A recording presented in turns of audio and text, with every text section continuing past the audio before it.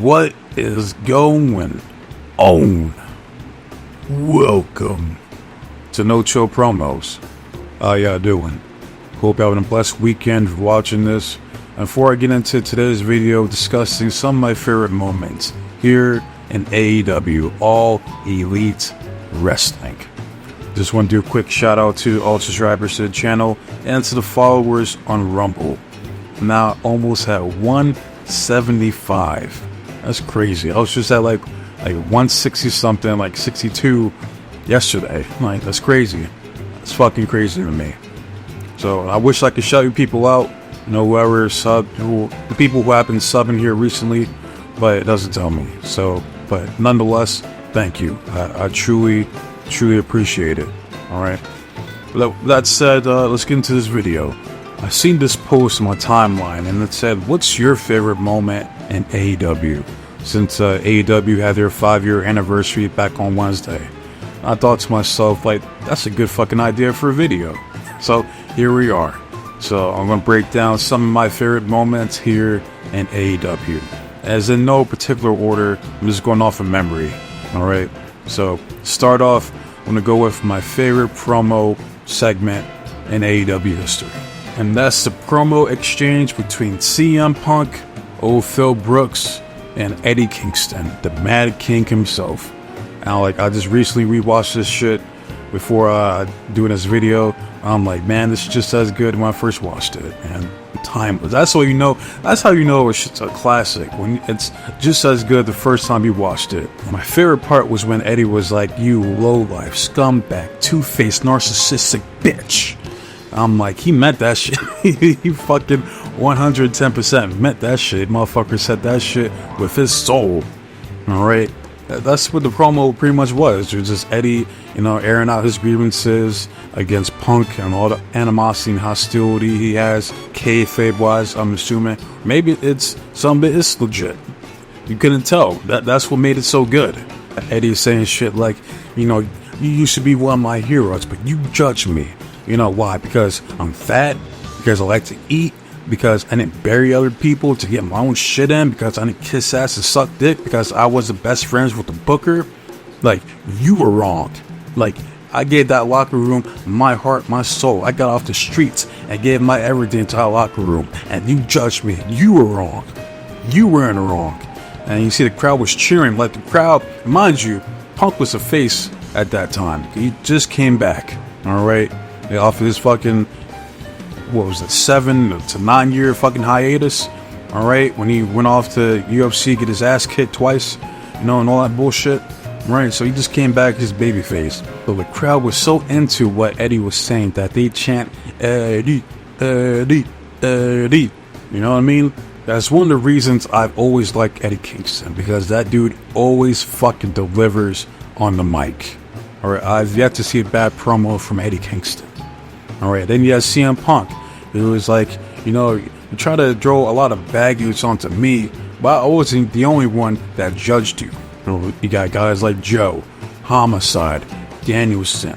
Alright, we all judged you because we had a level of expectation for you to rise up to, and you failed to reach that potential. So that's on you. It's not my fault that you didn't reach the heights that I did. Punk should have said, like, if your physique was even as half as good as your mic skills, your ass would have made it to the WWE. Which there is some truth in that statement, because Eddie Kingston does look like a bum more times than not. You know what I mean? But at the same time, WWE, they accepted guys like Kevin Owens and Sami Zayn in her roster. So, I don't know. Make it make sense. I don't fucking know. Point is, that was peak promo shit from AEW right there. Right? To your best mic workers, just going at it. Alright? Like, I prefer that shit more than the whole MJF, because MJF is too fucking dramatic. You know? Like, it's just he goes too much for the shock value.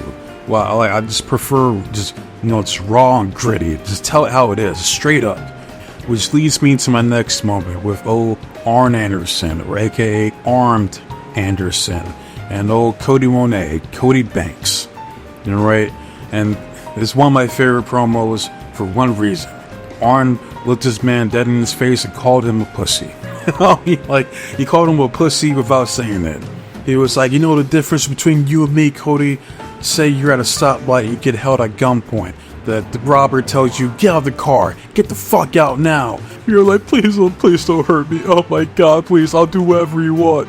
Me, I'll pull out the Glock, put that shit right up to his fucking head, and blow his fucking brains out and all over that concrete.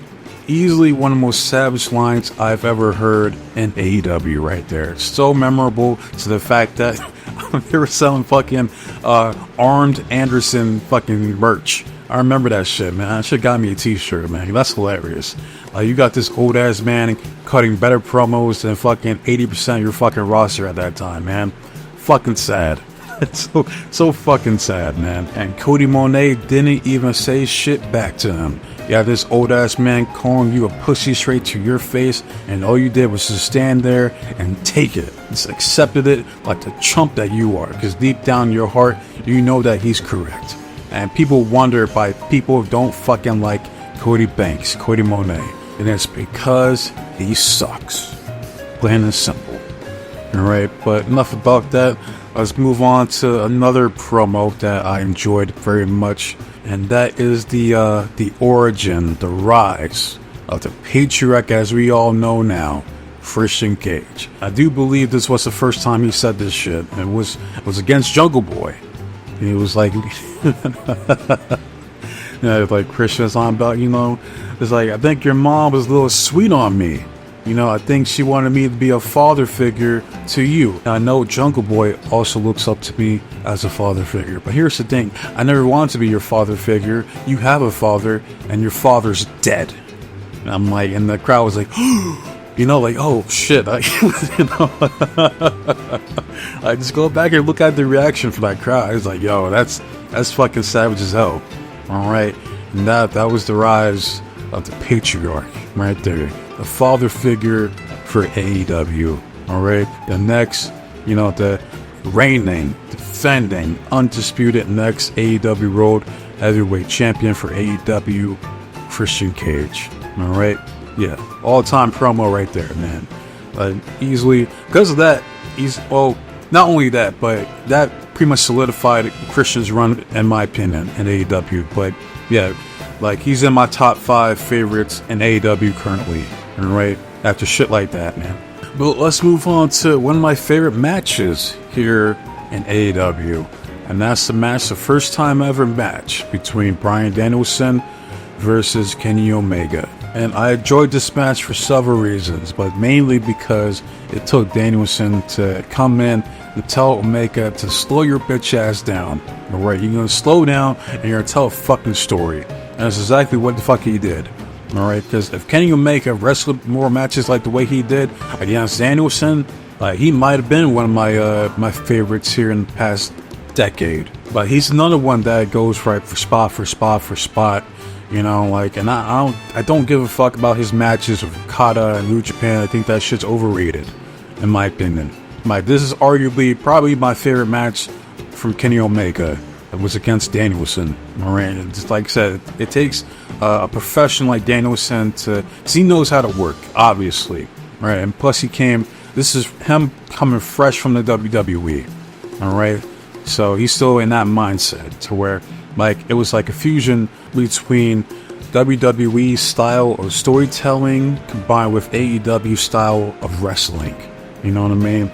So yeah, that's one of the best matches in AEW in my opinion. Arguably my favorite for Kenny Omega's.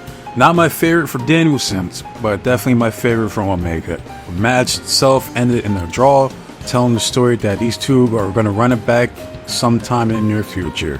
Hell, it might even happen this year. I see the video of Omega and Ibushi training. Even though Ibushi, man, I'm like, bro, he lost all of his muscle.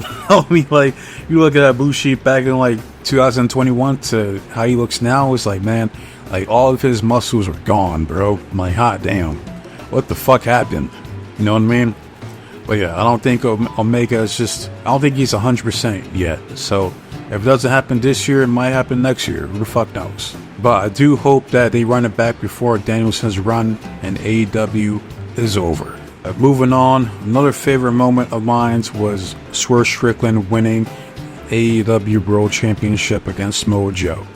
Alright, and I I said this to myself, I'm like, look, if this motherfucker does not win this world title this year in 2024, I'm done with AEW. I mean, like, I'm done. I was like, because I was at that point, I'm like, how many more fucking black talents are gonna get passed up?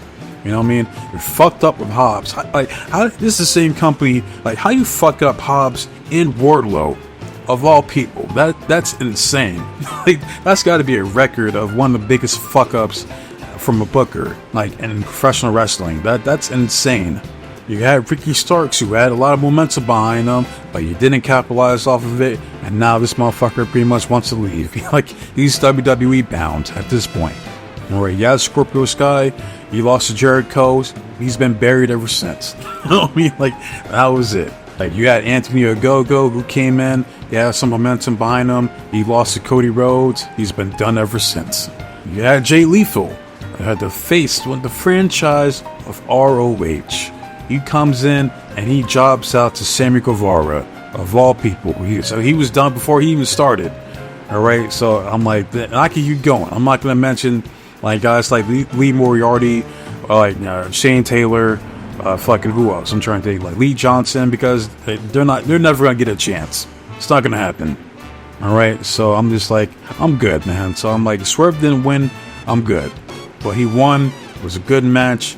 And the right man went over, and still big ups to Samoa Joe for doing the right thing. Alright? So, yeah, I got nothing but respect for Samoa Joe. And Swerve winning was one of the best moments in AEW, in my opinion. And one of my favorites. So, yeah. Even though the championship reign itself was not that good. Okay? They did him dirty, but that's for another video at some point. We'll do some quick honorable mentions here. First being the creation, the gimmick that is timeless, Tony Storm. One of the most original, one of the best runs in AEW, in my opinion.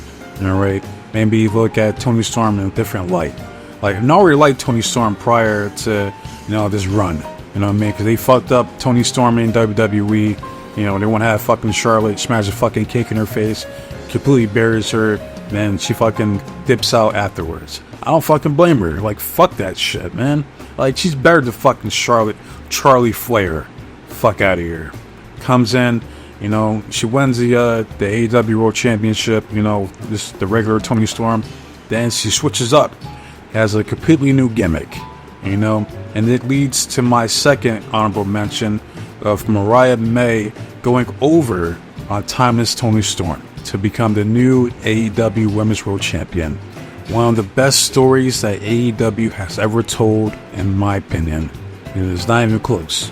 The right person went over, and this is all because of the build, the run that timeless Tony Storm had that led up to that moment. Alright, so yeah, I gotta give a salute to timeless Tony Storm.